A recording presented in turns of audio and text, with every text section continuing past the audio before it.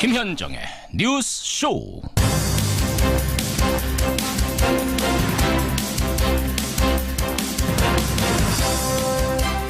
애청자 여러분, 추운 밤 편히 주무셨습니까?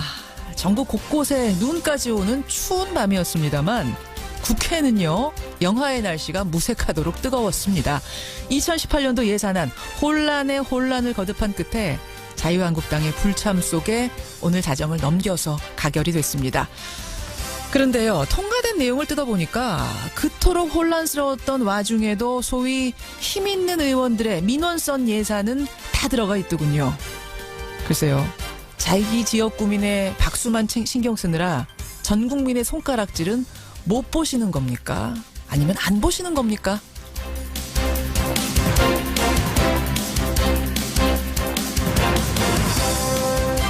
지난밤 뜨거운 곳이 국회였다면 오늘 뜨거울 곳은 서초동 법원입니다. 장시호 씨와 김종 문체부 전 차관에 대한 1심 판결이 내려지는데요. 박근혜 전 대통령과 같은 재판부가 판결을 내립니다.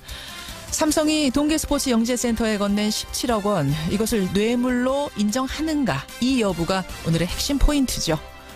박근혜 전 대통령 재판의 미리 보기와 같은 오늘 재판, 함께 지켜보죠. 김현정의 뉴스쇼 출발합니다.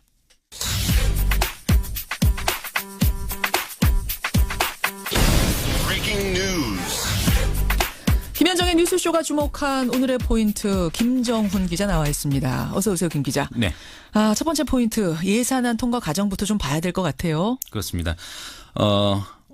우여곡절 끝에 예산이 통과되긴 했죠. 예. 하지만 구태를 답습을 했습니다.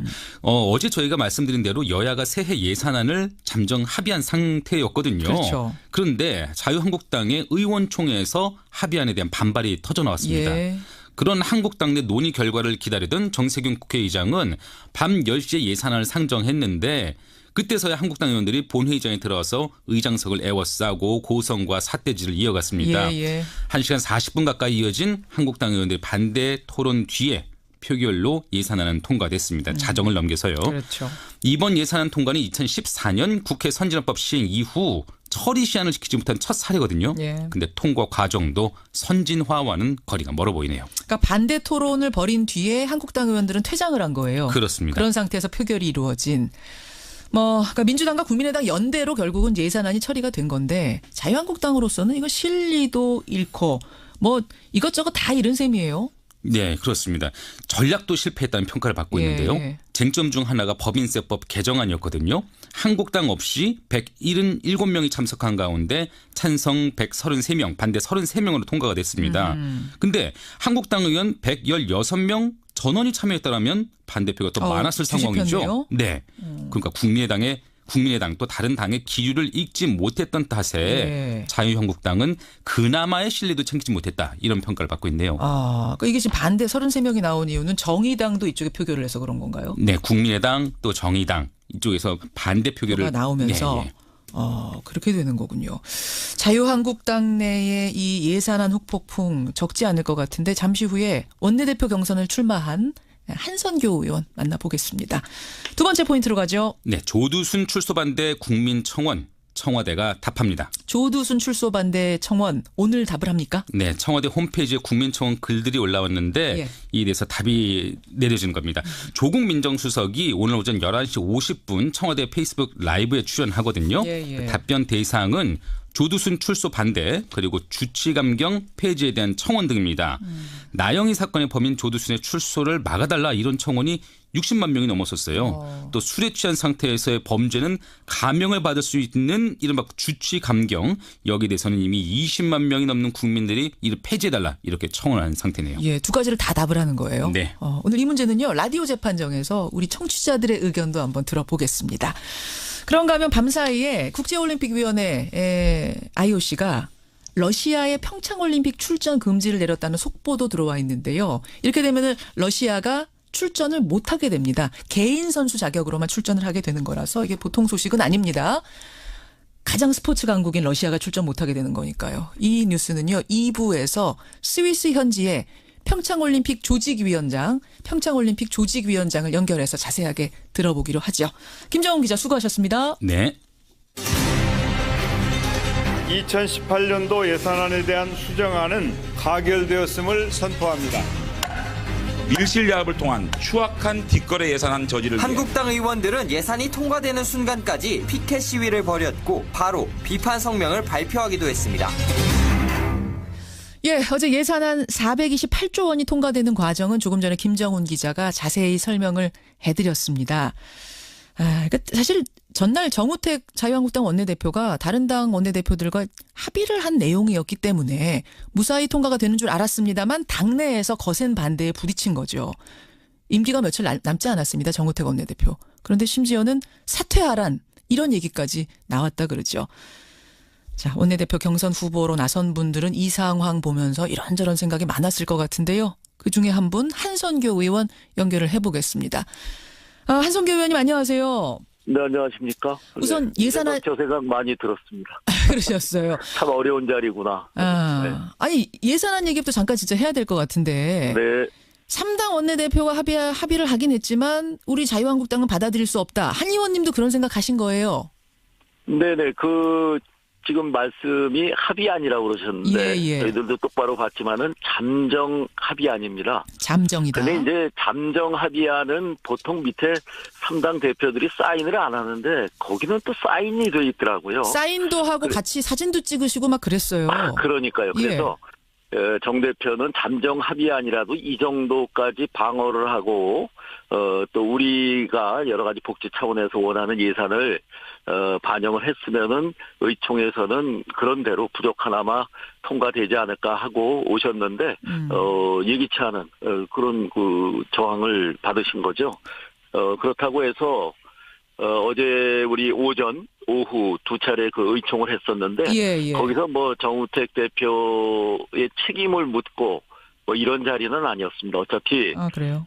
민주당과 국민의당 두 당의 그 밀실야합, 한쪽은 국가 예산을 자기들이 원하는 만큼 이렇게 차지하고 한쪽은 자기들 지역 예산을 서로 바터제로 주고받았기 때문에 이제 수적으로 과반수가 넘어서요. 저희들이 어떻게 할 도리는 없었고 의총이 길어졌던 이유는 과연 이런 부당한 일을 어떻게 국민들에게 알릴 수 있을까?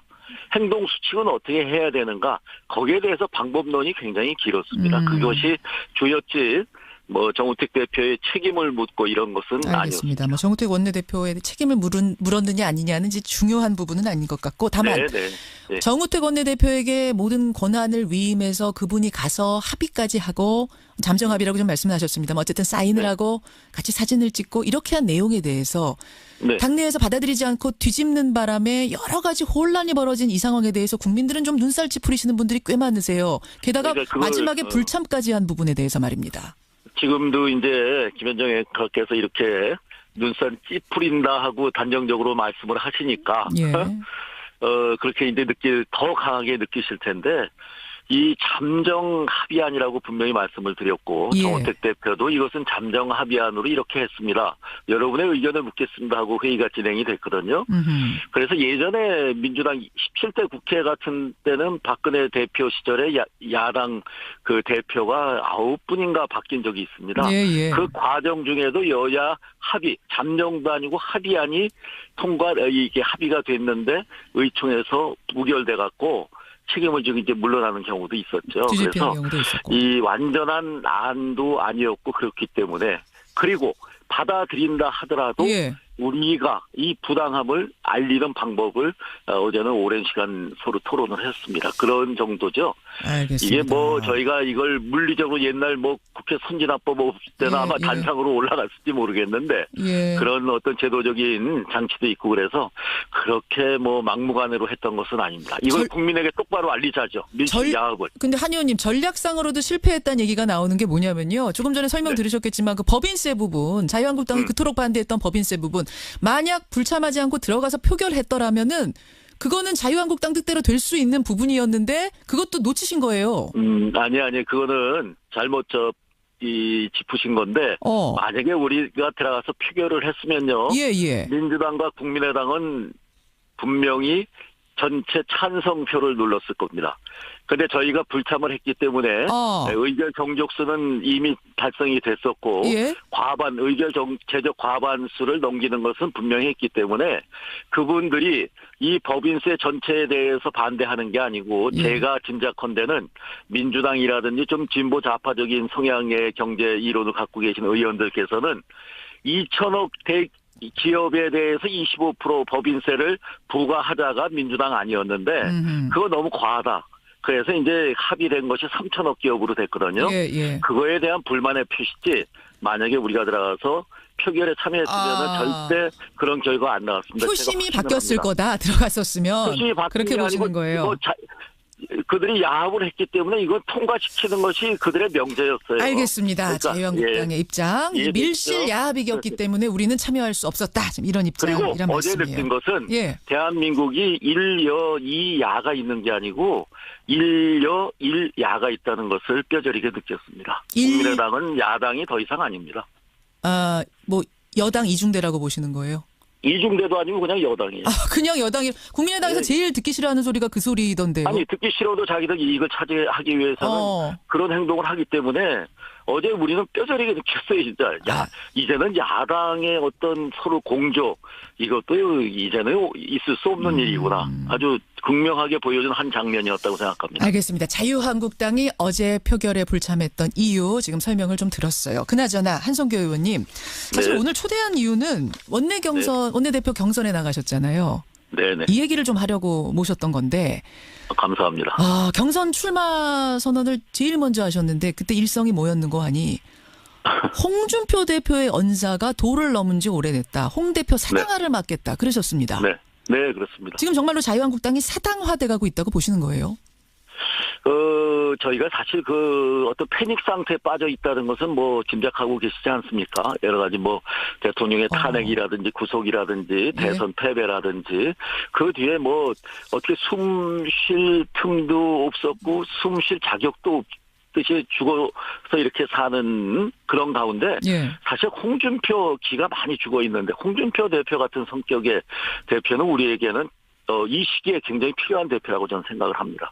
굉장히 뭐 기억력도 좋으시고 순발력도 좋고 때로 정치력도 있으시고 아주 활동적이지 않습니까? 그 모든 장점에도 불구하고 우리 홍준표 선배가 말씀이 좀 거칠 부분들이 있죠. 지난 대선에서도 거친 부분이 있죠. 문재인 후보와 토론 중에 버르장머리가 없다 이런 얘기도 이렇게 불쑥하시고 아마 그분의 성격 때문에 나오는 것이지 아주 나쁜 감정을 갖고 하시지는 않는다고 생각하더라도 말씀이 좀 지나치셨고 사당화라는 것은 지금 고루미니 암덩어리니 바퀴벌레니 이 친박 성향의 의원들을 향해서 이렇게 말씀하시는데 지금 우리 당에는 한 20명 정도 탈당했다 복당한 복당파들 있지 않습니까? 있죠.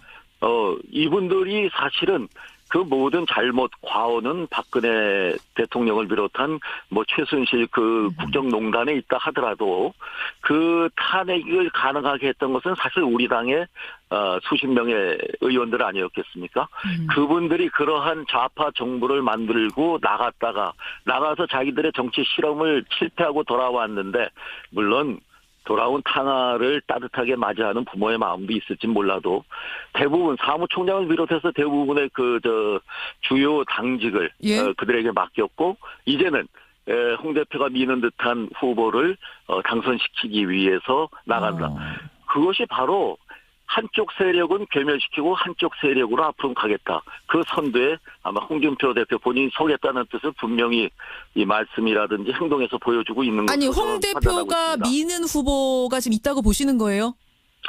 그건 다 우리 기자들도 다 짐작하고 있고. 아니 기자들이 쓰기로는 김성태 의원 이야기를 하는 걸 제가 보긴 했습니다만 홍준표 대표는 기사를 많이 봤습니다. 절대 아니라고 하시던데요. 난 민 적 없다. 누구도. 근데 미국 출장 가셔갖고 저도 한번 물어봤어요. 대표님 진짜 김성태 의원 미는 거예요? 그러니까 난 그런 얘기 한 적이 없고 투쟁력 강한 사람 해야 된다고 얘기했어. 그러더라고요. 그런데 기자들은 취재를 그냥 했겠습니까? 그런 것들이 사당화의 증거다 이런 말씀이세요. 그렇죠. 예전에는 정말 제왕적 당 총재가 존재하던 시절 16대까지는 예.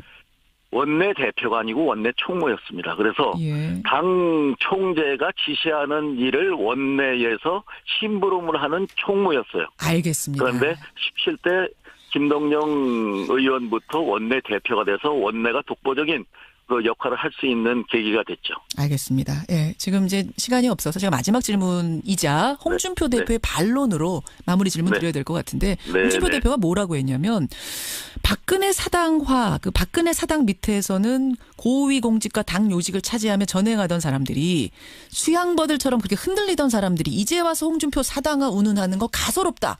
이렇게 말씀하셨거든요.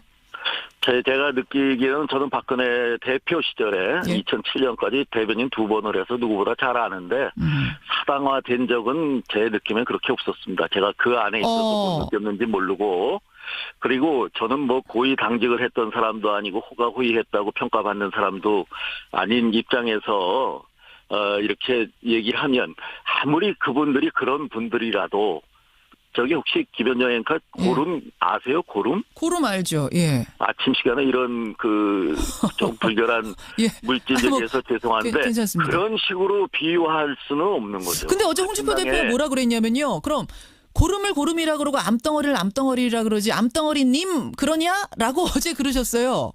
그러니까 당 대표로서 최신이 떨어지는 거죠.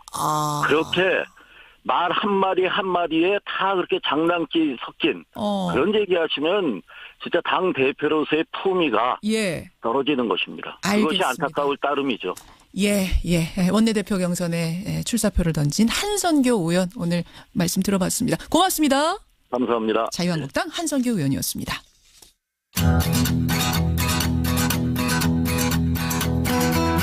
김현정의 뉴스쇼는 청취자 여러분의 참여로 이루어집니다. 트위터, 페이스북, 레인보우 게시판, 그리고 단문 50원, 장문 100원의 유료 문자 샵 1212, 우물정 1212 통해 참여하실 수 있습니다.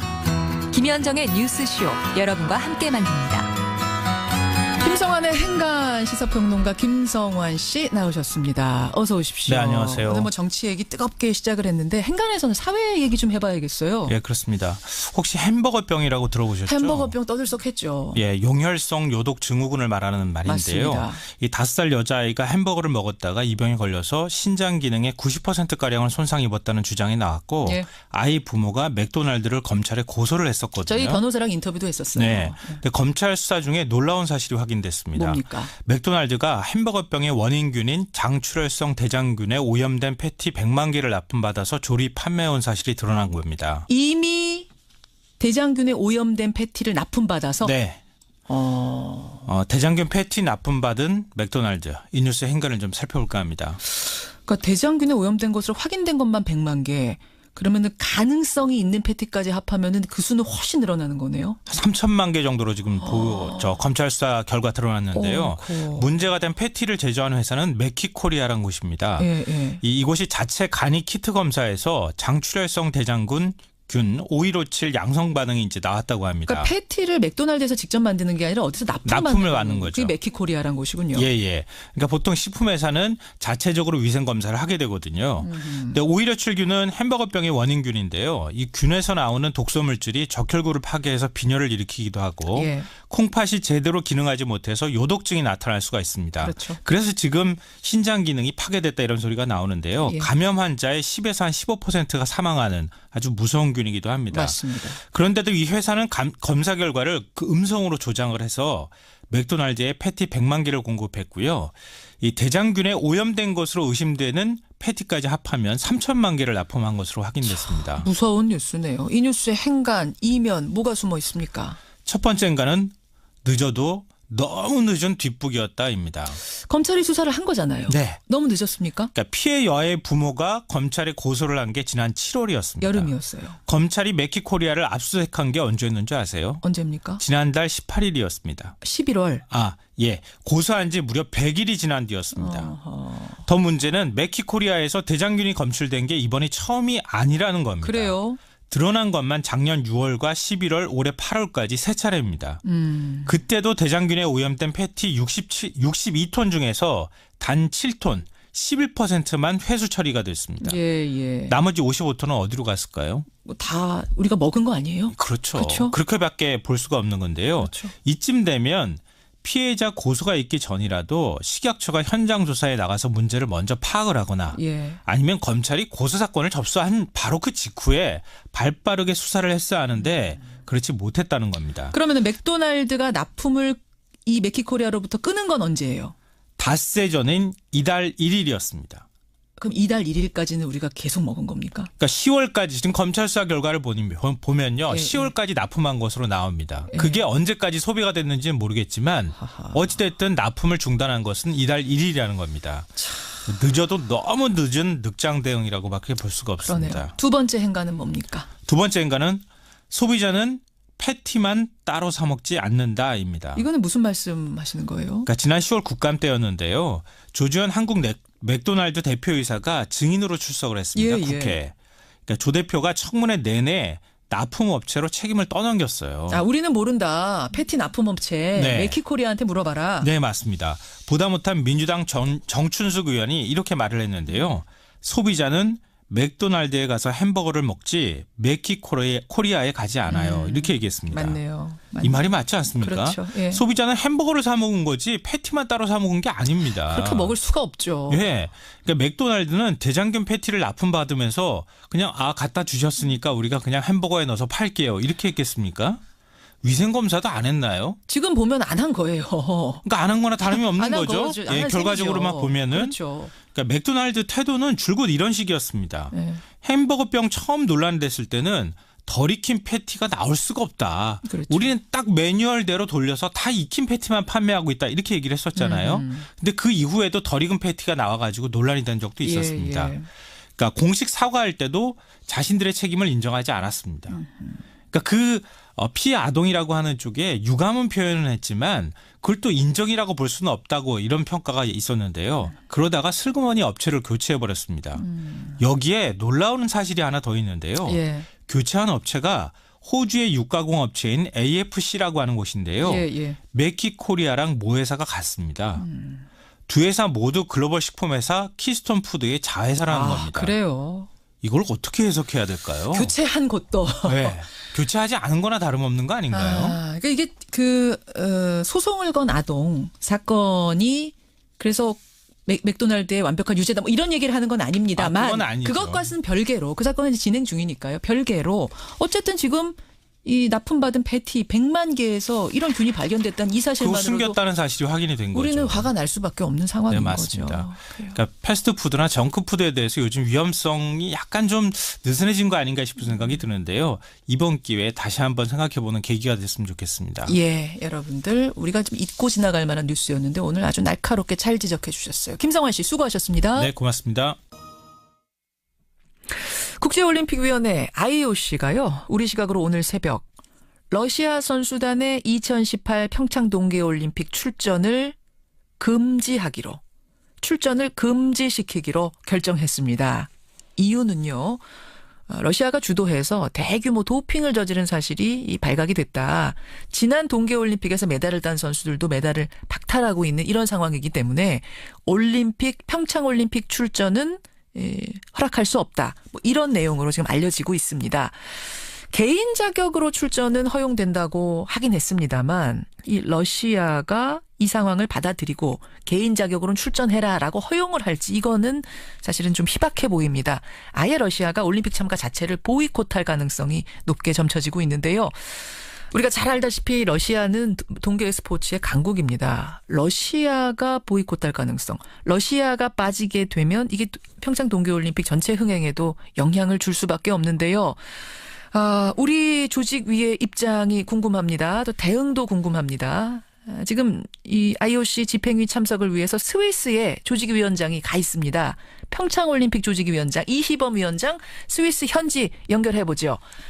이희범 위원장님 나와 계세요. 예, 안녕하세요. 예, 러시아 선수단의 전면 출전 금지 이 정도까지 예상하셨어요? 사실 저희도 뭐 이 정도까지 예상을 못했는데. 그렇죠. IOC 안에서도 여러 가지 논쟁이 있었어요. 좀 특히 북부 국가들 중심으로 해가지고 예. 굉장히 강한 입장을 보여왔죠. 결국은 이제 IOC가 이제 최종적으로 이런 결정을 내렸는데, 예. 다만 러시아 국기를 가지고 참여를 못한다는 결정이지 예. 개별 선수에 대한 참여를 금지시킨 건 아니거든요. 그러니까 나오고 싶은 선수는 개인 자격으로 자기 이름으로 오륜기 들고 들어올 수는 있다 이런 거죠? 이제 그런 거죠. 예. 그렇지만 그 선수가 메달을 땄을 경우에 러시아 앞으로 합산이 된다든지 뭐 이런 건 다 금지 아닙니까? 이제 개인 자격으로 이제 메달이 카운트가 되고 예. 러시아 국가 이름으로는 카운트가 안 되겠죠. 그렇죠. 공식적으로는 안 되겠죠. 그러나 이제 뭐 자기네들 비공식으로는 뭐 얼마든지 계산할 수가 있을 거고요. 예. 그 개인 자격으로의 참여가 허용된 게 그나마 지금 다행이다라고 말씀하셨는데, 이게 지난 동계올림픽에서 종합 1위를 했던 그야말로 동계 스포츠 강국이다 보니까 이 참여 안 하는 것이, 참여를 못 하게 되는 것이 이게 우리로서는 좀 타격이 아닐까 걱정스럽네요. 기본적으로 저희는 뭐 IOC가 결정하는 거기 때문에 예. IOC의 결정을 저희가 존중한다는 입장이고요. 저로서는 뭐 사실은 러시아가 어떤 정도로 이제 참여해 주기를 바란다는 입장을 계속 IOC에다가도 비공식적으로 전달을 했죠. 비공식적으로 계속 말씀하셨어요. 요청하셨어요. 어떻게든지 좀 참여할 수 있게 해달라. 저희도 러시아의 참여는 필요하다는 얘기를 저는 내외 기자회견을 통해서도 그런 입장을 얘기를 했지만은 결정은 최종적으로 IOC가 하는 거기 때문에 그렇죠. 뭐 IOC의 결정을 저희가 존중한다는 입장이고요. 그나마 러시아 선수들이 개인으로라도 참여를 허용해 준 것에 대해서는 최선은 아니지만 차선책이라고 봅니다. 이게 이유가 뭔고 하니 지난 올림픽에서 그 국가 주도로 조직적인 도핑을 자행한 거 아니냐, 이제 이게 이유였단 말입니다. 뭐 정확한 이유는 저도 잘 모르겠습니다. 지금 아직도 오늘 IOC가 오늘 2호 현지 시간으로 1시부터 한 4시간 이상 회의를 했다고 그러거든요. 예. 저도 지금 이동 중에 있기 때문에 IOC 사람들하고 정확하게 만나보질 못해서 뭐 정확한 이유는 잘 모르겠습니다. 지금 언론 보도된 바로는 조직적으로 했다라는 것이 이제 지금 일부 국가들의 주장이고 그것을 IOC가 인용한 셈이 되는 것이죠. 이걸 지금 러시아는 인정하지 않고 있는 건가요? 조직적으로 우리 개입했다 이 부분에 대해서? 아니라고 항변을 해왔지만은 IOC 차원에서는 러시아가 조직적으로 한 것이 보인다는 것을 인정한 이런 결정을 내린 것이죠. 인정한 셈이다. 그 러시아와 IOC 간의 어떤 기싸움이랄까요? 좀 밀고 땡기기 이런 것도 있었습니까? 좀 있었는 것 같아요. 내용은 저희가 정확하게는 모릅니다. 또 저희가 언급할 상황도 아니고요. 그런 걸로 저희가 추정이 됩니다만은 저희도 언론 보도를 보고 또 통해서 알고 있지. 이 문제에 대해서 우리가 IOC의 고유 권한이기 때문에 저희가 우리 의사는 전달할 수가 있지만 비공식적으로 전달할 수 있지만은 의사결정에 우리가 참여할 수 있는 입장은 아니거든요. 그렇죠. 참여할 수가 없죠. 우린 지켜볼 수밖에 없고. 지금 이게 최종 결정이 난 거죠? 이거 번복할 수도 없는 거죠, IOC가? 그렇죠. 예, 그렇고 러시아 측은 이제 12일인가 러시아 측은 러시아 측 입장을 발표한다라고 지금 보도가 되고 있습니다. 예, 러시아는 12일쯤에 입장을 발표한다. 지금 이제 많은 전문가들의 예견은 개인 자격으로는 출전할 수 있다라고 IOC가 허용했지만 이미 자존심이 상한 러시아로서는 사실 푸틴이 모욕이라는 말까지 썼거든요. 아예 보이콧할 가능성, 개인 자격으로도 참여하지 말아라, 보이콧할 가능성을 높게 내다보고 있더라고요. 그건 저희가 예단하기가 어렵습니다. 그건 러시아 측 결정이기 때문에 저희가 미리 예단하는 것은 좀 아직 이르다고 생각합니다. 그렇죠. 물론 이르긴 합니다만 만약 그렇게 될 경우에 평창올림픽 괜찮겠습니까? 러시아가 아예 개인 자격으로도 출전 안 하는 경우가 발생한다면. 너무 예단을 가지고 지금 판단하는 것은 좀 옳지 않다고 봅니다. 저도 이번에 이제 IOC 위원장을 만나고 또 그 관련되는 사람들을 만날 겁니다. 만나서 기본적으로 저희 조직위원회 위원장으로서 입장은 저희가 전달을 할 겁니다. 어떤 입장을 전달하실 생각이세요? 저희 개인적으로는 저희 조직위원장으로서야 가급적 많은 국가, 많은 선수가 와서 기량을 발휘할 수 있도록 하는 것이 저희 입장이죠. 물론이죠. 그렇지만 이제 이 최종 결정이 났기 때문에 번복은 불가능하다는 거 아닙니까? 그런 걸로 보이는데 그것이 불가능한지 가능한지도 제가 아직 IOC를 공식으로 접촉을 하지를 못했어요. 저도 발표를 보고 알고 있는 거지 IOC 사람들을 만나고 지금 얘기하는 건 아닙니다. 러시아 측도 만나서 좀 그런 의사, 개인 자격으로라도 많이 참여하게 해주십시오라는 의사 전달할 생각도 있으시고요. 기회가 되면 하겠습니다. 예. 조금은 당황스러우실 것 같아요, 위원장님. 저도 좀 그런 점이 있습니다. 예. 그러나 저도 다시 말씀드리지만 현재 상태에서 아직 상황 파악이 좀 안 돼 있기 때문에 현재 상태에서 여러 가지 얘기하는 거는 좀 이런 감이 듭니다. 지금 상황 파악을 하고 난 다음에 좀 대응책을 만들겠습니다. 알겠습니다. 예. 단단히 좀 대응책 준비 부탁드리겠습니다. 예, 감사합니다. 고맙습니다. 예. 평창올림픽 조직위원장입니다. 이희범 위원장. 우리 평창올림픽 조직위원회 측에서도 이 대응책 마련을 위해서 지금 분주하게 오늘 아침 움직이고 있는 분위기가 느껴지네요. 예. 다시 한번 전합니다. IOC 위원회가 지난밤 러시아 선수단의 전면 출전 금지, 러시아라는 이름으로의 출전 금지를 결정했다는 사실 알려드립니다. 출전하고 싶은 선수는 개인 자격으로 출전해야 된다. 오륜기를 들고 이런 내용을 결정했다는 사실 알려드립니다. 이희범 평창 동계올림픽 조직위원장 만났습니다.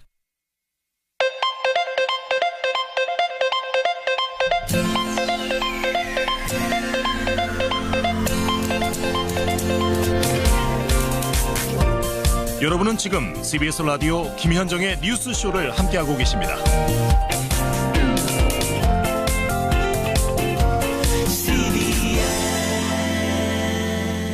여러분 지공거사라는 말 들어보셨습니까? 사자성어가 아니고요. 지하철을 공짜로 타는 노인이라는 뜻의 은어로 쓰인답니다. 지공거사. 65세 이상이면 지하철 무료죠. 1984년에 이 제도는 도입이 돼서 올해로 33년째를 맞고 있습니다. 그런데 65세 이상 노인이 전체 인구의 14%를 넘어서면서 경제적 손실이 너무 크다. 게다가 형평성에서도 어긋난다. 노인들 무임승차 없애든지 아니면 연령 기준이라도 좀 높이자라는 주장이 나오기 시작했고요. 급기야는 얼마 전 국회에서 토론회가 열리기도 했습니다. 저희 뉴스쇼에서도 짧은 토론회 시간을 좀 가져보려고 합니다. 여러분의 의견도 보내주시죠. 먼저 지하철 무임승차 연령을 지금보다 올려야 한다 주장하시는 분 가톨릭 관동대학교 홍창희 교수 연결이 돼 있습니다. 홍 교수님 안녕하세요. 네, 안녕하세요. 이어서 연령 상향 조정 안 된다. 지금처럼 유지해야 된다라고 생각하시는 분 아주대학교 유정원 교수님도 나와 계시죠? 네, 안녕하세요. 안녕하십니까. 먼저 홍 교수님. 네네.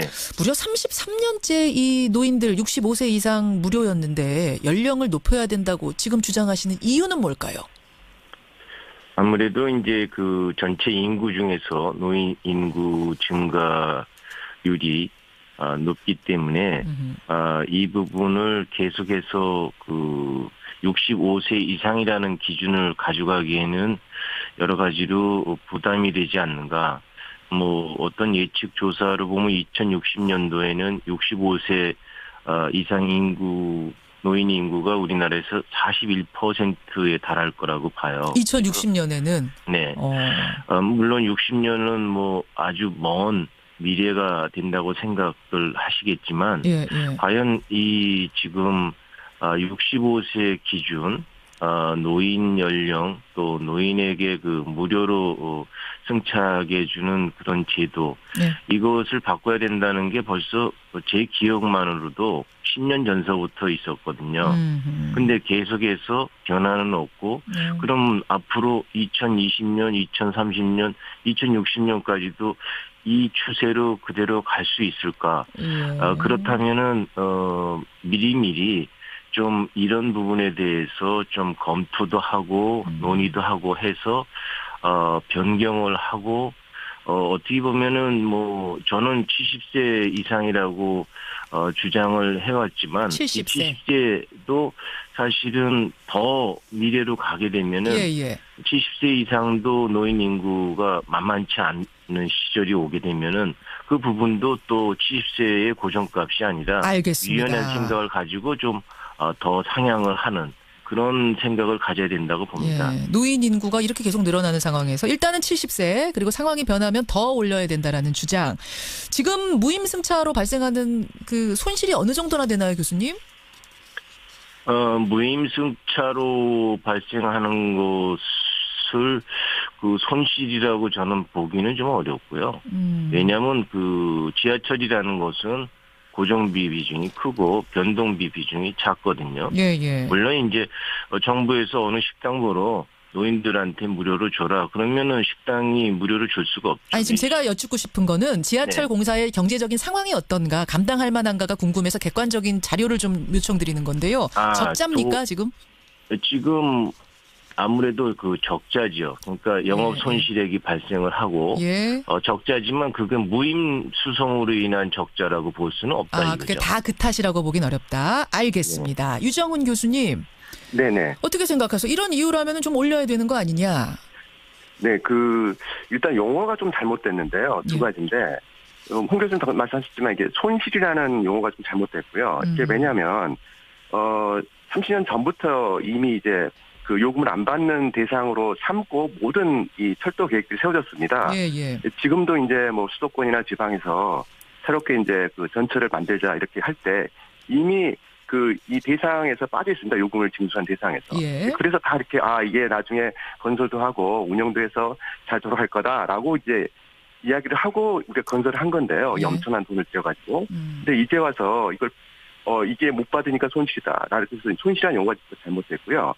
그다음에 이제 노인 부분인데 지금 이제 이슈가 노인이 이제 뭐 65세는 노인이 아니지 않냐 이런 이야기를 하는데 이미 노인 인구가 너무 많아져서 65세도 젊은 분의 축에 속한다 이런 의견 지금 많이 올라와요. 네네. 그게 이제 이 무임승차제도라고 하는 게 이게 그 법적으로 노인복지법에 근거를 하고 있거든요.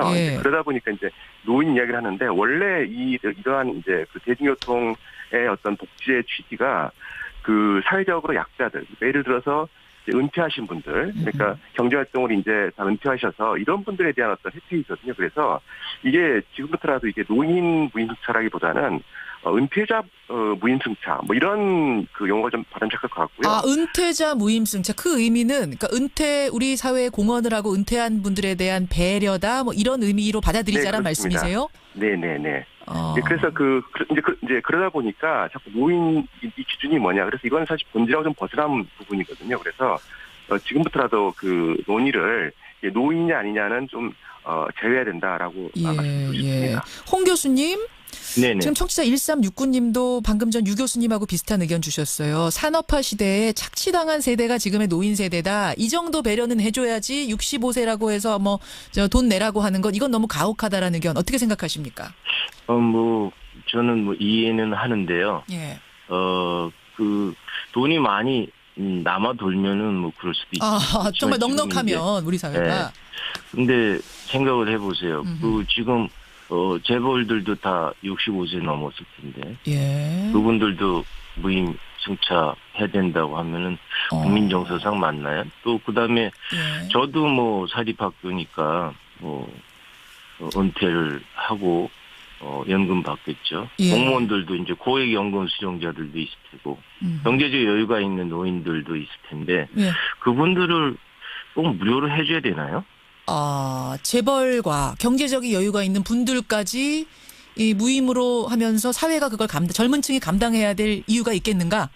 그래서 저는 그 복지 좋죠. 복지를 반대하는 건 아니에요. 복지 좋은데 그 전부 다 하는 그런 보편적 복지가 아니라 그 선택적 복지, 좀 집중적 복지가 이루어져야 된다 그런 생각인 거죠. 자, 유 교수님 어떻게 보십니까? 재벌까지 지하철 요금 대줘야 되는가? 네, 우리 항상 그 사회에서 이제 보편적이냐, 그다음에 구분해서 하냐 이렇게 이제 논란인데요. 이 교통은 좀 다른 것 같습니다. 저희가 그 항상 우리가 슬로건을 하는 게 승용차 이용을 줄입시다, 나홀로 차량 없앱시다 이런 게 그만큼 이제 우리 사회가 대중교통 중심으로 가야 된다. 그게 엄청난 그 사회적 비용을 줄인다라는 거거든요. 그렇죠. 그래서 이거는 그 다른 이제 제도 다르게 누구나 그 무료로 이제 승용차 이용을 하면 승용차 이용 주임으로 인해서 전 사회적으로 이게 혜택을 받는 거기 때문에 이거를 차별화해서 돈 있는 사람은 그러면 계속 신경 다 사십시오. 뭐 이런 이야기거든요. 그리고 아까 이제 홍 교수님도 이제 지적하셨지만 그러니까 대중교통 장려 차원의 의미도 있다는 말씀이에요. 맞습니다. 예. 그리고요. 이게 그 도시철도가 워낙 비쌉니다. 지금 뭐 수도권만 하더라도 1km 놓는데 보통 1,200억, 뭐 1,500억 이러거든요. 예. 그리고 이제 철도가 이게 한번 건설하고 나서 또 운영비도 운영하는데 워낙 돈이 많이 들어요. 그래서 굉장히 사회적으로 엄청나게 비싼 시설 하나 이제 가지고 있는 거거든요. 예. 이랬을 때 이거를 더 많이 사용하게끔 하는 게 가장 바람직하고요. 그리고 이제 예를 들어서 추가로 사람들이 이용을 했을 때 이게 비용이 늘어난다 이러면 안 되지만 사실 이거는 거의 추가로 이용한다고 그랬을 때 그 원가가 늘어나지 않거든요. 어차피 운행하는 거니까. 네, 맞습니다. 통계를 보더라도요. 그 모든 이제 전국의 도시철도가 킬로미터당 운송 원가를 보면 이게 뭐 소위 말해서 10명 이용하나 100명 이용하나 거의 차이가 없습니다. 알겠습니다. 그런 의미에서 65세 유지하자는 말씀. 홍 교수님. 네네. 어차피 이분들 저 지하철 무임승차 안 하고 돈 받게 되면은 자기 차 운행할 경우가 더 많아질 거다. 대중교통 장려 차원에서 뭐 괜찮지 않느냐. 어떻게 생각하세요? 대중교통으로 이제 전환을 유도하는 차원에서 장려할 거라고 하면은, 뭐, 낮은 연령대, 65세 미만 연령대도 그만한 그 기여는 하는 거거든요. 그래서 그거는, 전체적인 그 이용자들 측면에서, 형평성. 다 무임이면 모르지만, 유료와 무임이 연령으로 구분되어 있을 때, 대중교통 전환을 거기다 적용하는 것은 다소 무리라고 보고요. 다만 이제 그런 거는 있죠. 사회적 이슈로 보면은 요즘 그 70세 이상의 고령 운전자 사고가 최근에 4배 늘었거든요. 맞아요. 그러니까 이제 그런 부분으로 해서 고령 운전자가 계속 그 개인 승용차를 몰아서 사고를 내게 하느니 그 대중교통으로 전환하게 해서 그분들로 하여금 혜택을 주자.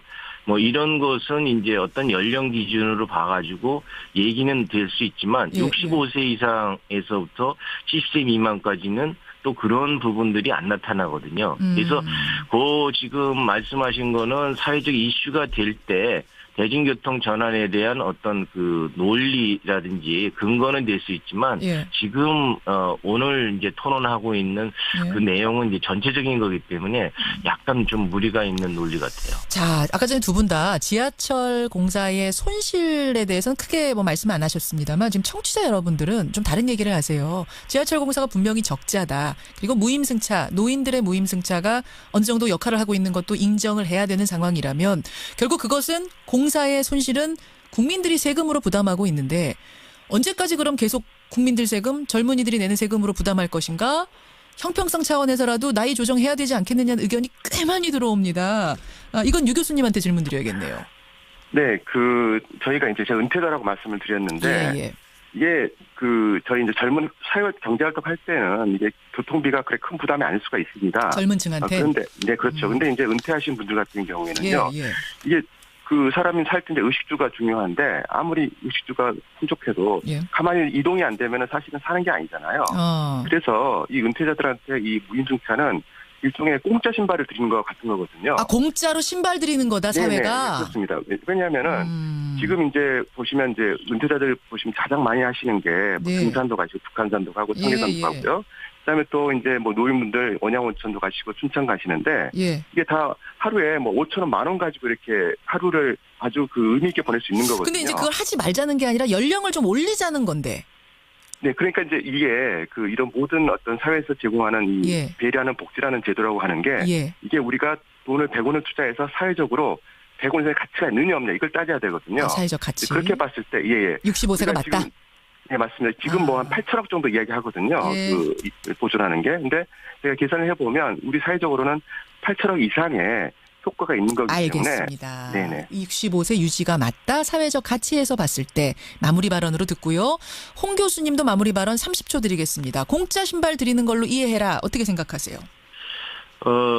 물론 이제 저도 토요일이나 일요일 날 그런 분들 보면 건강하게 사시는 거가 참 좋아 보입니다만 이제 평일날 출퇴근 시간대에 대부분 노인석이 아니고 교통약자석이 아니라 일반석에 앉아 계신 분들이 노인분들이거든요. 예. 근데 이제 거기 그 빽빽하게 출퇴근에 콩나물시루처럼 그 유임으로 그 서 있는 젊은이들을 보면은 아 이거는 아니다 싶은 거예요. 그래서 출퇴근 시간대는 좀 자제할 수 있는 그런 제도. 그다음에 너무 그 100% 무임보다는 지하철 탈 수 있는 노인분들도 좀 당당하고 떳떳하게 50%든지 아니면 코레일과 형평성을 맞춰서 30% 이런 식으로 좀 점차적으로 좀 제도를 좀 세밀하게 다듬어 갔으면 좋겠어요. 알겠습니다.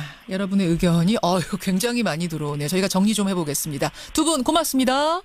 네, 감사합니다. 예, 지하철 무임 승차 연령 상향 논란이 일고 있습니다. 가톨릭 관동대학교 홍창희 교수, 아주대 유정훈 교수였습니다. 김현정의 뉴스쇼 CBS 라디오와 함께하고 계십니다.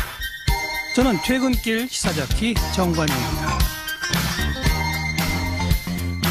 지하철 무임 승차 연령을 높이는 문제. 반응이요. 굉장히 뜨겁게 들어옵니다. 정조송자님. 저는 68세 할머니입니다. 근데 연령 올리는 거 찬성합니다. 지금요 민망할 정도로 노인들이 많이 지하철을 이용하시는데 출퇴근길에는 피곤한 젊은이들에게 늘 미안해요. 할머니 미안하셨어요. 75세로 올리거나 아니면 한 달에 쓸 수 있는 금액을 정해주는 건 어떻겠느냐. 이런 아이디어를 내셨습니다. 반면에 홍만희님은 우리나라는요 노인 빈곤율이 높아서 복지 혜택 늘리는 게 필요한 상황인데 지금까지 이용하던 무상 제공을 줄인다는 거는 이거는 동의할 수 없다. 반면에 연민호님. 갈수록 사회가 초고령화 사회가 되고 있는 상황에서 65세 이상으로 정하는 거는 그 부담을 자식 세대가 다 져야 하는 건데요. 하면서 상향 조정 찬성. 반면에 7845님은 그러니까 지금의 제도에 대해서 조금 다른 의견 주셨어요. 지역 간의 형평성 문제를 좀 생각해달라. 지방의 경우에는 지하철이 없는데 이런 분들 같은 경우에는 다른 혜택을 좀 줄 방법은 없는가? 이런 형평성도 고려해달라는 아이디어 주셨습니다. 그리고 평창올림픽에 러시아 선수단 출전 금지 관련해서는 많은 분들이 안현수 선수 얘기를 하셨어요. 안현수 선수 어떡하느냐. 개인 자격으로라도 출전했으면 좋겠다. 조주형님 외에 많은 분들이. 근데 러시아가 12일에 입장 발표를 하는데요. 아예 우리가 보이콧. 그러니까 개인 자격으로도 나가지 않겠다. 이렇게 선언을 해버리고 나면은 안현수 선수도 방법이 없는 건데. 연락 한번 해봐야겠습니다. 안현수 선수. 자, 라디오 재판정 들어가죠. 두 분 어서 오십시오. 네, 안녕하세요. 안녕하세요. 노영희 변호사님 반갑습니다. 네, 엄청나게 반갑습니다, 여러분. 오늘 정말 다음에 뭐가 나올 줄 알았는데 안 나오시네요. 반가우신 거 맞죠? 준비를 못 하셨군요, 오늘 인사말. 아니요, 사실 준비했어요. 엄청나게 반갑습니다로 하기로 했어요. 엄청나게 반가운 백 변호사님도 어서 오세요. 네, 안녕하세요. 저도 엄청나게 반갑습니다. 오늘은 따라하는 걸로 저는 결정하고 왔습니다. 두 분이 근데 오늘 살짝 좀 피곤해 보이세요. 요새 연말 연시라 참 모임 많으시죠? 연말 되면 거의 매일 이제 뭔가 또 이게 이벤트가 있기 때문에 항상 아침에 좀 피곤하죠. 일주일에 몇 번 이벤트? 일주일에 저는 3번에서 4번. 3번? 연말에는 특히. 근데 뭐 3번, 4번을 다 술 먹는 건 아니고요. 근데 일단 모임은. 네, 이제 송년회가 뭐 이것저것 많으니까. 와, 노 변호사님은요? 지금 한 달 일정이 다 짜여졌어요, 이미. 그러니까 오늘 인사말이 그 정도밖에 나올 수가 없었어요. 피곤하신 거. 저도 라디오 재판정 회식을 끝으로 이번 달이 찼습니다. 28일. 그래요. 참, 그래. 사실은 이제 일주일, 요 사이에 이제 회식 자리, 모임 자리, 송년회 자리가 많아지면서 약주들을 한 잔씩 하세요. 두 분도 좀 하시죠? 네, 좀 하죠. 네, 좀 합니다. 왜 이렇게 대답을 안 하세요? 모른 척 하세요? 네. 딴 데 보고 계시네요, 갑자기. 노 변호사님 술버릇 같은 거 있으세요? 저는 뭐 술 마시면 좀 자거나 아예 그런 것 같아요. 백 변호사님은? 저는 술 마시면 지금보다 말이 조금 더 많아진다 그러더라고요. 사람들이 별로 티는 안 난다고 하는데 제가 말이 조금 더 많아진다. 지금도 많으신데. 근데 좀 이상하긴 해요. 왜냐하면 술을 마셔서 필름이 끊기는 경우가 어쩌다 한 번씩 있는데 전혀 기억이 없거든요. 그 당시에 그러니까 그 필름 끊겼을 당시에. 근데 사람들한테 물어보면 행동이 똑같다는 거예요. 저도 그래요. 그러니까 필름이 끊겼을 때랑 안 끊겼을 때 사람들이 구분을 못 한다는 거예요. 상대방들이. 두 분은 굉장히 점잖게 술 드시는 편이시네요. 그 그렇죠. 이야기는. 그러니까 똑같다. 술 먹고 사고는 안 치는. 네. 자, 오늘 술 이야기를 했습니다. 이 이야기를 꺼낸 이유가 있죠. 오늘의 주제. 이렇게 가볍게 마시고 뭐 사고 안 치고 기분 좋게 술자리를 마감하면 참 좋겠습니다만 많이 마시고 사건 사고로까지 이어지는 술자리 그 이야기를 해보겠습니다. 술을 마시고 사고 친 사람에 대해서 지금까지는 심신미약이다라고 해가지고 감형해 주는 게 있었습니다. 이제 주치감경, 주치감형 이렇게 얘기를 하는데 이 주치감경제 부작용이 많기 때문에 폐지해야 된다라는 의견과 법적인 취지가 있는데 이거 신중하게 폐지는 생각해야지 유지해야 된다라는 의견 이게 지금 붙고 있습니다. 뭐 팽팽한지는 모르겠습니다만 의견이 나오고 있습니다. 오늘 라디오 재판정에 이 주치감경 폐지 문제 올려보죠. 자, 두 분의 의견부터 확인을 하고 갈게요. 백 변호사님 어느 쪽이세요? 사실 우리가 주치감경 술 마시고 사고 친 걸 왜 용서해줘가 아마 대부분의 청취자들의 생각이실 겁니다. 보편적으로는 그렇죠. 근데 생각보다 술 마시면 무조건 감경되지 않아요. 아 지금? 네, 그러니까 술을 마시면 무조건 감경돼서 이건 잘못됐다고 생각하는데 이거는 가끔 이제 과거에 좀 이렇게 눈에 띄는 재판들 조두순 사건이나 몇 건들 때문에 야, 술 마셨다고 저거를 저렇게 형이 적은 게 말이 돼? 라는 거에서 논란이 시작이 된 거거든요. 이거는 판사분들께서 가끔 이제 주치감경을 남용해서 문제인 거지.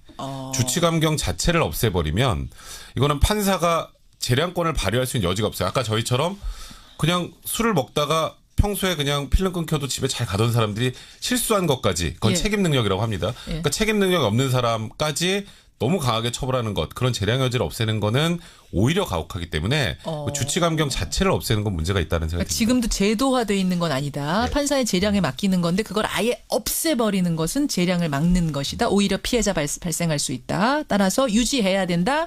백변. 자, 노 변호사님. 근데 심신미약으로 인정이 되는 한 요인 중에 하나가 주치 상태가 있었을 때 좀 본인 스스로의 책임이 없이, 그러니까 본인이 책임을 지지 않는 그런 상황이 이제 벌어진다는 거거든요. 그래서 저는 그럼에도 불구하고 그것 때문에 이걸 변명으로 삼아서 그 위법 행위를 하는 것은 옳지 않다. 그러니까 주치 감경이라는 제도는 사실은 없지만 주치 상태에서 범죄를 저질렀다고 해서 봐주면 안 된다. 아, 주치 감경. 그러니까 폐지라는 말이 여기서 적절하지 않을 수도 있겠습니다만 우리가 보편적으로 지금 그냥 쓰고 있는 폐지라는 단어를 오늘 쓰도록 하겠습니다. 주치 감경을 해주는 것을 아예 없애버리자, 폐지하자는 것. 노 변호사님은 찬성. 오늘도 미리 말씀드릴 것은 두 분은 방송 편의사 입장을 나눠드렸다는 거 말씀을 드리고요. 여러분의 의견 보내주시면 됩니다. 50원의 단문 100원의 장문 유료 문자 샵 1212 카톡 레인보우까지 열어놓겠습니다. 폐지냐 유지냐. 그러니까 폐지가 노변, 유지가 백변 이렇게 보내주시면 되겠습니다. 노 변호사님, 이게 조두순 사건에서부터 이게 논란이 커진 거죠? 그렇죠. 이제 그 2009년에 원래 조두순에 대해서 그 검찰이 무기징역을 구형을 했었지 않습니까?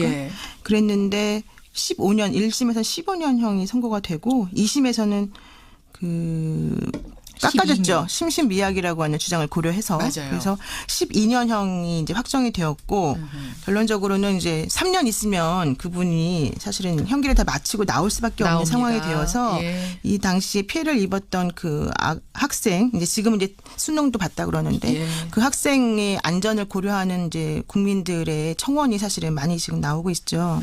네, 사실은 그 나영희 사건으로 우리가 알려진 그 사건뿐만 아니라 수많은 그런 성폭력 사건에서 다 술을 먹고 이런 경우가 이뤄지는 게 많기 때문에 정말 주치감경이라고 하는 것은 그런 식으로 이용돼서는 안 된다라고 생각합니다. 그래서 청와대 청원 운동이 시작이 됐고 지금 뭐 20만 명이 넘게 찬성을 해서 오늘 답변이 청와대 답변이 나오는 그날이거든요. 백 변호사님. 그러니까 지금 노 변호사님 이런 얘기하셨잖아요. 그러니까 조두순 사건 때 사실 온 국민이 충격을 받았죠. 아니 어떻게 이런 사람을 술 먹었다고 봐주지? 3년이나 깎아주지? 그래서 2012년에 이제 대법원 양형위원회가 한번 열립니다. 국민의 눈높이하고 양형이 좀 맞아야 되는 게 아니냐. 이건 법을 좀 바꿔야겠다. 그래서 성폭력 범죄 처벌하는 특례법에서요. 주치감경 부분을 딱 드러낼 수 있는 법안을 만들었어요. 아, 성폭력에 관해서는 성범죄에 관해서는 그러니까 쉽게 말해서 판사가 재량에 따라서 음주나 약물과 관련한 심신미약의 경우는 인정하지 않을 수 있다.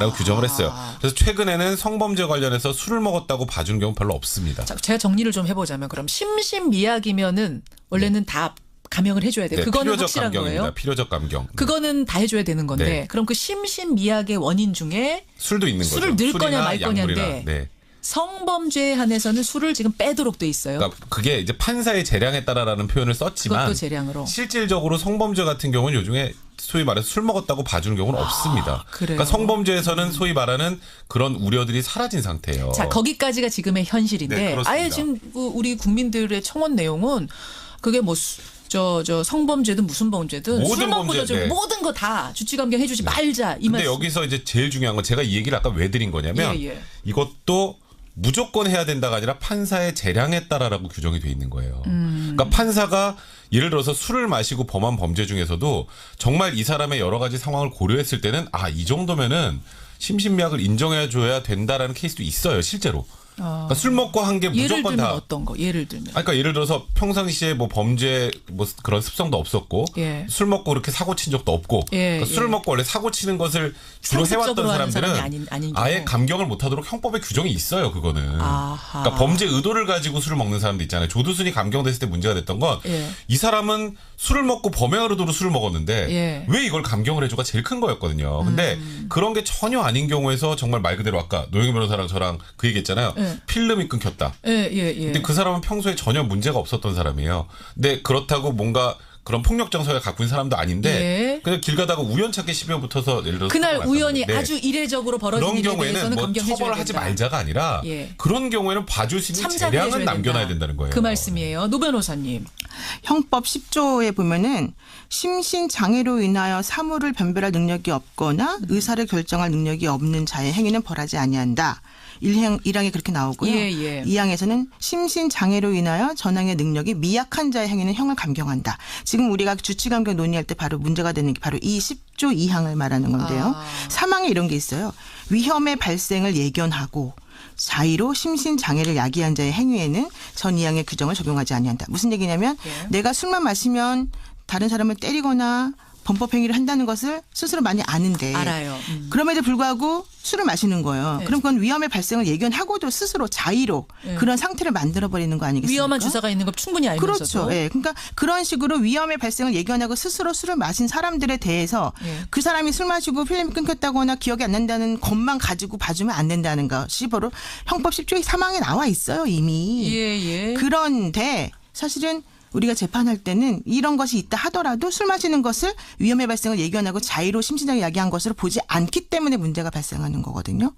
지금 어렵죠? 지금 제 말이. 헷갈려요. 무슨 말인지. 술을 마시고 술을 마시면 내가 항상 이런 나쁜 행동을 하는 걸 아는데 그 사람이 그래도 술을 마셔요. 그거는 나 나쁜 행동 하겠어라고 하는 거나 다름이 없죠. 지금도 그건 안 봐준다고. 그건 원래 안 봐주는 걸로 되어 있어요. 이 법에 따르면. 근데 지금 이제 문제는 뭐냐면은 그런 사람이 아닌 사람 이례적으로 우리 백 변호사님 같이 점잖은 분이 갑자기 어느 날 술 먹고 하루 사고 친 것까지도 지금 봐주지 말자는 거가 지금 국민들 청원이거든요. 그런데 바로 그거예요. 그러니까 우리 스스로는 전부 다 나는 술 마시고 그런 사고를 친 적이 없어라고 생각하겠지만 술을 마신 상태라고 하는 건 항상 위험을 야기하는 상태이기 때문에 그것을 그렇게 나는 그런 사람이 아니니까 괜찮아라고 말할 수가 없다는 그런 거예요. 사람이냐 아니냐의 기준이 뭐냐 그 말씀이신 거죠. 백 변호사님. 누가 점잖고 누가 안 점잖냐. 지금 노영희 변호사님이 아까 좀 읽어줬던 그 10조 3항 관련해서도 그러니까 이렇게 법에는 안전장치를 마련해놨습니다.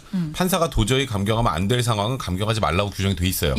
제가 아까 말씀드렸던 거 성범죄 관련해서 문제가 생겼던 것도 법이 바뀌었어요. 하지만 거기에도 판사의 재량은 남겨놨어요. 그러니까 제가 처음에 얘기했던 것처럼 이 주치 감경을 없앤다 없애지 않는다가 과연 맞는 말인지조차 잘 모르겠습니다만 심신미약 상태를 야기하는데 술을 빼자는 건데 그럼 마약은요? 그럼 마약은요? 그럼 약물 중독은요? 어떻게 해요? 그거 다 빼요? 그러니까 지금 그런 것도 그럼 다 빼야겠네요. 원래는 빼야죠. 그러니까 제 말은 그런 부분들 모든 것을 하나하나 개별적으로 재해 나가기가 쉽지가 않아요. 그러니까 이렇게 크게 판사의 재량권을 막을 수 있는 조항도 두면서 판사가 정말 이례적으로 이런 경우에는 좀 봐줘야 되겠다라고 생각하는 경우까지 막을 수는 없다는 거예요. 그러니까 이거는 운영의 문제지 폐지하느냐 폐지하지 마느냐의 문제로 접근하면 안 된다는 그러니까 이게 거죠. 즉흥적으로 뭐 조두순 사건이 불거졌을 때는 술, 그다음에 마약 사건이 벌어지면 마약 뭐 이런 식으로 접근할 문제가 아니다 그 말씀이신 거죠. 그 말은 맞는데 이영학 씨 아시죠? 이영학 씨 지난번에 재판했잖아요. 뭐라고 변명한지 아시죠? 제가 당시에 약에 취했었습니다. 그 얘기 했어요. 근데 약에 취했다고 다 봐주지 않잖아요. 그러니까 봐주세요라고 얘기를 했단 말이에요. 자기가 약에 취해서 명정 상태에 있었기 때문에 봐줘야 된다는 그런 주장을 당당하게 할 수 있는 게 바로 이 규정 때문이라는 거잖아요. 아니, 주장도 못 하나요? 그렇죠. 주장도 하면 안 되죠. 아니, 그러니까 심신미약이라는 주장은 형법에 규정이 있는 건데 그거를 아까 술도 안 되고 약도 안 되고 이것도 안 되고 아무것도 안 되고 그럼 심신미약 주장 없애야죠. 너무 강력하게 말씀하십니다. 지금 화나신 것 같은데. 청취자 의견 보겠습니다. 강선엽님은 일단 백변편입니다. 재량으로 두되 제도로 구체화된 법안이 더 필요하다. 그러니까 뭐 술 안 되고 즉흥적으로 이렇게 할 문제가 아니다라는 동의하셨어요. 반면에 서정현님은 주치 감형이 아니라 주치 가형을 해야 됩니다. 술 마시는 것은 자의로 결정할 수 있는 건데 그 결과도 미리 예측을 했었어야지요. 라고 하시면서 술 먹는 그 자체 아무리 점잖은 사람이 사고 친 거라도 이거는 감형 안 된다. 이런 문자 들어오고요. 9937님 술이 취한 건지 아닌지 피해자가 어떻게 판단합니까? 피해를 당하는 사람이나 주위 사람들은 얼마나 큰 공포겠습니까? 그렇죠. 라고 하면서 이분도 주치 감형을 심신미약으로 인정해서는 안 된다. 이런 의견 주셨어요. 제가 그 외국 사례를 하나 들어볼게요. 예. 프랑스의 경우에는 음주 또는 마약 복용 후에 일어나는 그 범죄 중에 폭행하고 성범죄 등에 있어서는요. 예. 그 형을 가중한다. 이런 규정을 아예 두고 있고요. 가형이 아예 있어요. 형을 가중하는 게 있어요. 규정에. 그러면 독일 형법에도요. 예. 그 명정법이라고 해서 술이나 약물 같은 것 등을 이제 취해서 그러니까 먹고 그 취한 상태에 있는 사람이 범죄를 저지르게 되면 오히려 강력하게 처벌해야 된다 이런 그 법 자체가 있습니다. 아주 이례적으로 한 번 저지른 거라도? 네네. 완전 명정죄라는 게 있어요. 그다음에 미국이나 영국에서는 주치는 범죄 변명이 될 수 없다. 이걸 아예 명시를 해놓고 있어요. 판례에서. 그러니까 외국에서는 사실은 주치했다고 해서 봐주는 게 아니라 주치해서 범죄를 저지르면 오히려 그 사람을 더 세게 처벌한다라는 게 이미 형성되어 있다는 거죠. 술에 대해서 너무 너그럽지 않느냐 우리 사회가. 그렇죠. 백 변호사님. 근데 지금 조금 전에 뭐 다른 나라들 얘기해 주셨지만 우리나라도 개별 범죄로 그렇게 막는 방법은 있어요. 성범죄는 이미 막았잖아요. 그리고 요즘에 주폭이라는 표현 많이 쓰죠. 그렇죠. 술 먹고 사람 때리는 거 요즘에 더 중하게 처벌합니다. 우리나라도. 그러니까 우리나라는 마치 술 먹는 거에 대해서 너무 관대한다고 사람들이 오해를 하는 경우가 좀 있는데 그게 아까 조두순 사건 같은 판결 한두 개 때문에 그런 거예요. 그게 잘못된 판결이었기 때문에 그러니까 그런 상징적인 판결 한두 개 가지고 모든 게 다 잘못됐다라고 하는 것 자체가 일단 너무 논리의 비약인 거고요. 지금 우리나라도 주치 폭행 같은 경우는 주폭이라는 표현 단어까지 써가면서 경찰에서도 엄히 다루기도 하고 성범죄는 사실상 술 마시고 성범죄 범한 거에 대해서 용서해달라고 해도 봐주지 않는 걸로 규정이 들어와 있습니다. 이런 식으로 하나하나 규정화해 나가야지 이거를 그냥 그러니까 예를 들어서 그런 거죠. 술 먹고 범죄를 저지르니까 술 팔지 말자. 이거랑 똑같은 거예요. 너무 과한 주장이다. 아니 그러면 술 먹고 폭력을 저지르는 건 안 되고 술 먹고 뭐 절도하는 건 괜찮습니까? 말이 안 되는 거예요. 그런 상황으로 만들어 버리면. 자, 청취자 의견 또 볼게요. 청취자 의견. 6061님. 주치 감형을 노리고 일부러 술 마시고 범죄 일으키는 지능범이 많다고 합니다. 진짜 그래요? 그런 경우도 있죠. 그런 경우도 있죠. 이제 그런 경우는 원래 감형이 안 되죠. 근데 그거를 구분을 못 한다는 거죠. 쉽지 않다는 거지만. 쉽지가 않다. 그래서 판사의 재량에 맡겨놔야 된다는 소리입니다. 그러니까 판사가 이거 현명하게 판단해야 된다. 근데 그게 현명하게 안 될 가능성이 높기 때문에 아예 폐지하자라는 게 6061님 의견인 거고 3339님은 저도요. 술 먹고 필름 끊겼을 때 겁이 날 때가 많습니다. 아니 3339님은 술 드시면 안 돼요. 그러면 필름 자주 끊기면. 하지만 그것도 자신이 저지른 일이면 자신이 책임져야죠. 각오하고 드시는 거군요. 이런 의견. 0511님. 이분은 의견은 아니고 참 술이 문제입니다. 근데 이게 위험한 거 아니에요? 그렇죠. 내가 문제가 아니라 술이 문제다 이거. 그 경찰청 통계가 나와 있는데요. 2012년부터 5년 동안 저질렀던 그 5대 강력 범죄가 있어요. 4건 중에 1건 이상이 전부 다 음주 때문에 벌어진 일이다라고 통계가 나와 있고 그중에서 특히 살인 사건이 5,118건이었는데 36.5%에 해당하는 1,870건이 바로 범행 당시 음주 상태였다는 거예요. 자, 이제 마무리 발언이 될 것 같습니다. 백 변호사님이 오늘 사실은 좀 분발하셔야 되는 상황이에요. 아니 사실 오늘은 제가 오늘은 내가 이기겠다 이런 생각 추호도 해본 적이 없습니다. 오늘 같은 경우는. 꿈에도 해본 적 없으시죠? 왜냐하면 이거는 지금 현재 여론상 뭐 제가 하는 얘기가 아마 귀에 잘 안 들어오실 거예요. 그러니까 그런데 아무리 법적으로 얘기해도 사실은 지금 좀 여론이 그러니까 제가 말씀드리는 건 술을 마시고 범행을 범한 걸 봐주자란 뜻이 아니라 그건 그런 경우에도 예외적으로 봐줘야 될 경우도 있기 때문에 판사한테 재량권만 남겨놓는 거고 나머지는 사실상 지금 상황에서도 성범죄, 강력범죄들 대부분 술 먹었다고 감형을 안 해줍니다. 현실도 그렇다. 네, 조두순 사건이 아주 특이한 거다. 그런 무언가 상징적으로 어마어마한 사건 하나 때문에 있는 것 자체를 아예 없애버리는 건 그 제가 보기엔 너무 책임주의 원칙에도 좀 반하는 측면이 있다라는 것 한 번만 말씀드리겠습니다. 여러분의 의견 오늘 전에 말 안 합니까? 안 하셔도 될 것 같아요. 안 하셔도 될 것 같아요. 안 하셔도 될 것 같아요. 정리하겠습니다. 주치 감경이라는 것을 아예 없애버려야 하느냐 아니냐 여기에 대해서 우리 청취자들의 판결은 없애버리자. 놀라지 마세요. 98%가 손을 들어주셨습니다. 제가 9대1 정도 예상을 했는데 그걸 더하네요. 야, 이 정도 압도적으로 나올 줄은 저도 예상 못했는데요. 확실히 술과 관련된 사건 사고들이 워낙 또 연말에도 많이 생기고 그렇죠. 워낙 상징적으로 큰 사건들, 그러니까 법원의 판단이 국민 상식하고 반했던 것들이 많았기 때문에 그랬던 것 같아요. 구토하지 마세요. 경찰분들이 힘들다고 하십니다. 술 조심합시다. 두 분 고생하셨습니다. 네, 고맙습니다. 백성문 변호사, 노영희 변호사였습니다.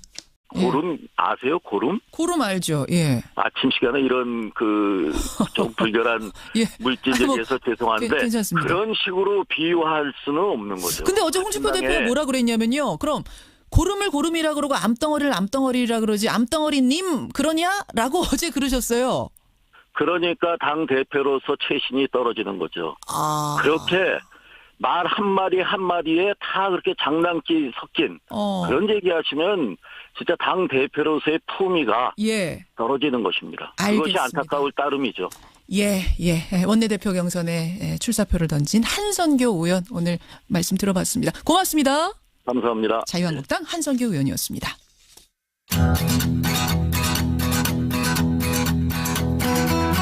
김현정의 뉴스쇼는 청취자 여러분의 참여로 이루어집니다. 트위터, 페이스북, 레인보우 게시판, 그리고 단문 50원, 장문 100원의 유료 문자 샵 1212, 우물정 1212 통해 참여하실 수 있습니다. 김현정의 뉴스쇼, 여러분과 함께 만듭니다. 김성환의 행간 시사평론가 김성환 씨 나오셨습니다. 어서 오십시오. 네, 안녕하세요. 오늘 정치 얘기 뜨겁게 시작을 했는데 행간에서는 사회 얘기 좀 해봐야겠어요. 예, 그렇습니다. 혹시 햄버거병이라고 들어보셨죠? 햄버거병 떠들썩했죠. 예, 용혈성 요독 증후군을 말하는 말인데요. 맞습니다. 이 5살 여자아이가 햄버거를 먹었다가 이 병에 걸려서 신장 기능의 90%가량을 손상 입었다는 주장이 나왔고 아이 부모가 맥도날드를 검찰에 고소를 했었거든요. 저희 변호사랑 인터뷰도 했었어요. 네. 근데 검찰 수사 중에 놀라운 사실이 확인됐습니다. 뭡니까? 맥도날드가 햄버거병의 원인균인 장출혈성 대장균에 오염된 패티 100만 개를 납품받아서 조리 판매해온 사실이 드러난 겁니다. 이미 대장균에 오염된 패티를 납품받아서? 네. 대장균 패티 납품받은 맥도날드. 이 뉴스의 행간을 좀 살펴볼까 합니다. 그러니까 대장균에 오염된 것으로 확인된 것만 100만 개. 그러면은 가능성이 있는 패티까지 합하면은 그 수는 훨씬 늘어나는 거네요. 3천만 개 정도로 지금 검찰 수사 결과 드러났는데요. 문제가 된 패티를 제조하는 회사는 메키코리아라는 곳입니다. 이곳이 자체 간이 키트 검사에서 장출혈성 대장균 균 5157 양성 반응이 이제 나왔다고 합니다. 그러니까 패티를 맥도날드에서 직접 만드는 게 아니라 어디서 납품을 받는 거죠. 그게 메키코리아라는 곳이군요. 예.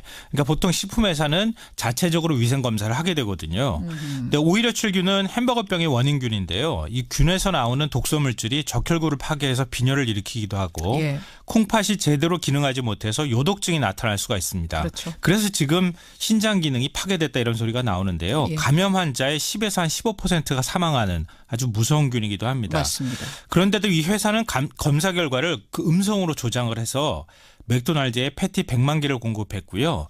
이 대장균에 오염된 것으로 의심되는 패티까지 합하면 3천만 개를 납품한 것으로 확인됐습니다. 무서운 뉴스네요. 이 뉴스의 행간, 이면 뭐가 숨어 있습니까? 첫 번째 행간은 늦어도 너무 늦은 뒷북이었다입니다.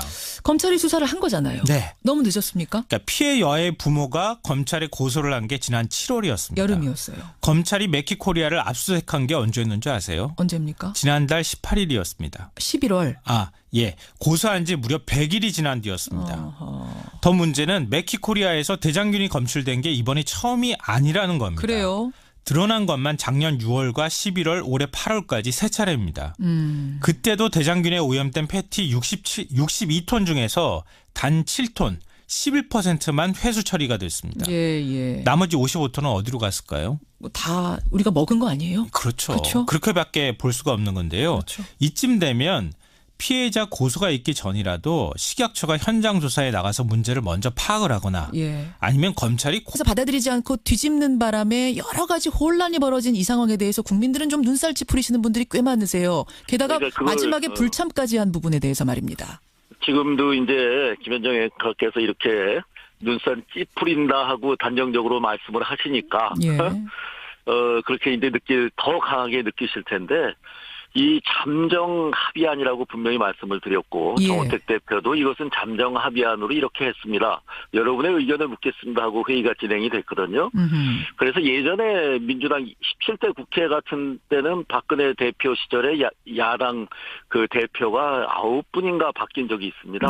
그 과정 중에도 여야 합의, 잠정도 아니고 합의안이 이게 합의가 됐는데 의총에서 부결돼 갖고 책임을 지고 이제 물러나는 경우도 있었죠. 그래서 이 완전한 안도 아니었고 그렇기 때문에 그리고 받아들인다 하더라도 우리가 이 부당함을 알리는 방법을 어제는 오랜 시간 서로 토론을 했습니다. 그런 정도죠. 알겠습니다. 이게 뭐 저희가 이걸 물리적으로 옛날 뭐 국회 선진화법 없을 때는 아마 단상으로 올라갔을지 모르겠는데 그런 어떤 제도적인 장치도 있고 그래서 그렇게 뭐 막무가내로 했던 것은 아닙니다. 이걸 국민에게 똑바로 알리자죠. 밀실 야합을. 근데 한 의원님 전략상으로도 실패했다는 얘기가 나오는 게 뭐냐면요. 조금 전에 설명 들으셨겠지만 그 법인세 부분 자유한국당이 그토록 반대했던 법인세 부분 만약 불참하지 않고 들어가서 표결했더라면은 그거는 자유한국당 뜻대로 될 수 있는 부분이었는데 그것도 놓치신 거예요. 아니 그거는 잘못 짚으신 건데 만약에 우리가 들어가서 표결을 했으면요. 민주당과 국민의당은 분명히 전체 찬성표를 눌렀을 겁니다. 근데 저희가 불참을 했기 때문에 의결 정족수는 이미 달성이 됐었고 제적 과반수를 넘기는 것은 분명히 했기 때문에 그분들이 이 법인세 전체에 대해서 반대하는 게 아니고 제가 짐작컨대는 민주당이라든지 좀 진보 좌파적인 성향의 경제 이론을 갖고 계신 의원들께서는 2천억 기업에 대해서 25% 법인세를 부과하자가 민주당 아니었는데 그거 너무 과하다. 그래서 이제 합의된 것이 3천억 기업으로 됐거든요. 그거에 대한 불만의 표시지 만약에 우리가 들어가서 표결에 참여했으면 절대 그런 결과 안 나왔습니다. 표심이 바뀌었을 거다. 들어갔었으면. 그렇게 보시는 거예요. 그들이 야합을 했기 때문에 이건 통과시키는 것이 그들의 명제였어요. 알겠습니다. 그러니까, 자유한국당의 입장. 밀실 야합이었기 때문에 우리는 참여할 수 없었다. 지금 이런 입장이란 그리고 어제 느낀 것은 대한민국이 1여 2야가 있는 게 아니고 1여 1야가 있다는 것을 뼈저리게 느꼈습니다. 국민의당은 야당이 더 이상 아닙니다. 뭐 여당 이중대라고 보시는 거예요? 이중대도 아니고 그냥 여당이에요. 그냥 여당이. 국민의당에서 제일 듣기 싫어하는 소리가 그 소리던데요. 아니 듣기 싫어도 자기들 이익을 차지하기 위해서는 그런 행동을 하기 때문에 어제 우리는 뼈저리게 느꼈어요. 진짜. 이제는 야당의 어떤 서로 공조 이것도 이제는 있을 수 없는 일이구나. 아주 극명하게 보여준 한 장면이었다고 생각합니다. 알겠습니다. 자유한국당이 어제 표결에 불참했던 이유 지금 설명을 좀 들었어요. 그나저나 한성교 의원님 사실 오늘 초대한 이유는 원내대표 경선에 나가셨잖아요. 네네. 이 얘기를 좀 하려고 모셨던 건데. 감사합니다.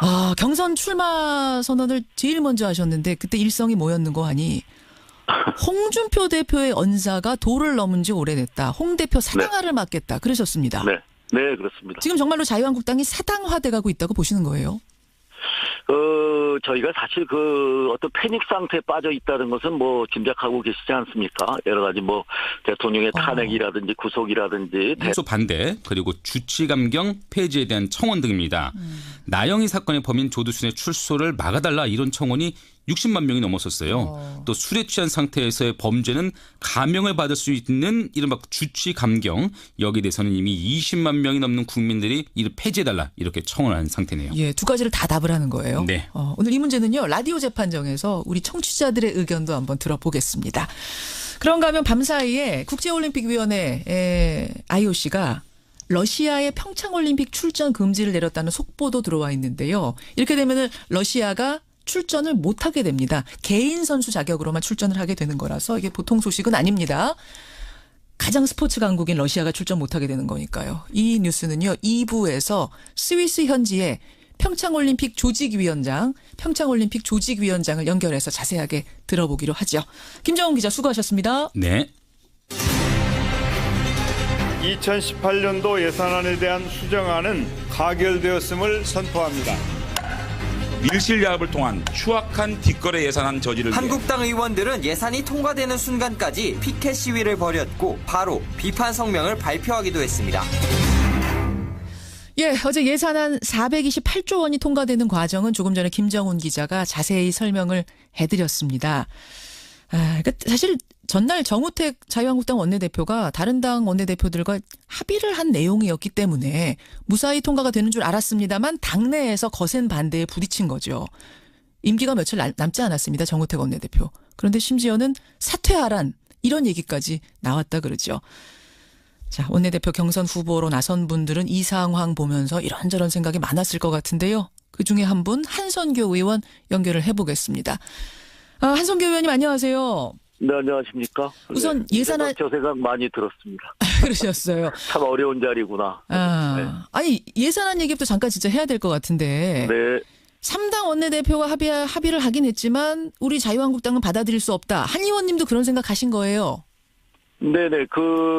지금 말씀이 합의안이라고 그러셨는데 예. 저희들도 똑바로 봤지만은 잠정 합의안입니다. 잠정이다. 근데 이제 잠정 합의안은 보통 밑에 3당 대표들이 사인을 안 하는데 거기는 또 사인이 돼 있더라고요. 사인도 하고 같이 사진도 찍으시고 막 그랬어요.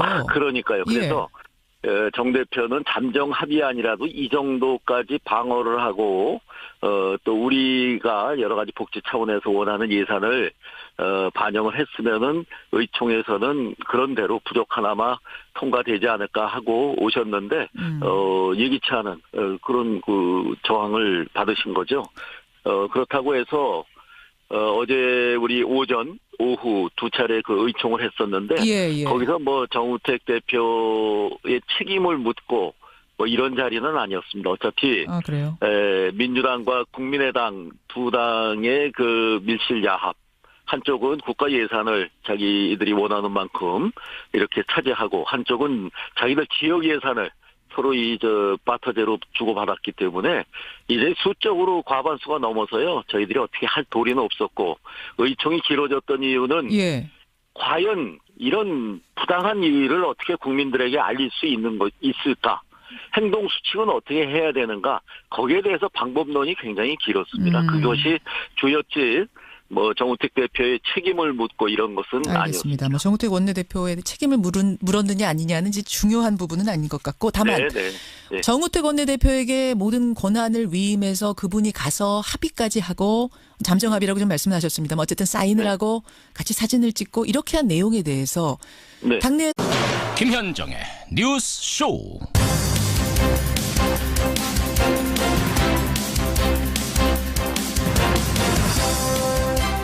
애청자 여러분, 추운 밤 편히 주무셨습니까? 전국 곳곳에 눈까지 오는 추운 밤이었습니다만 국회는요, 영하의 날씨가 무색하도록 뜨거웠습니다. 2018년도 예산안 혼란에 혼란을 거듭한 끝에 자유한국당의 불참 속에 오늘 자정을 넘겨서 가결이 됐습니다. 그런데요, 통과된 내용을 뜯어보니까 그토록 혼란스러웠던 와중에도 소위 힘있는 의원들의 민원성 예산은 다 들어가 있더군요. 글쎄요, 자기 지역 구민의 박수만 신경 쓰느라 전 국민의 손가락질은 못 보시는 겁니까? 아니면 안 보시는 겁니까?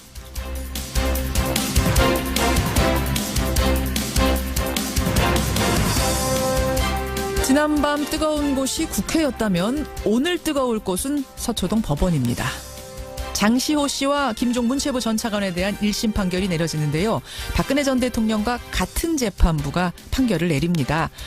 삼성이 동계스포츠 영재센터에 건넨 17억 원, 이것을 뇌물로 인정하는가, 이 여부가 오늘의 핵심 포인트죠. 박근혜 전 대통령 재판의 미리 보기와 같은 오늘 재판 함께 지켜보죠. 김현정의 뉴스쇼 출발합니다.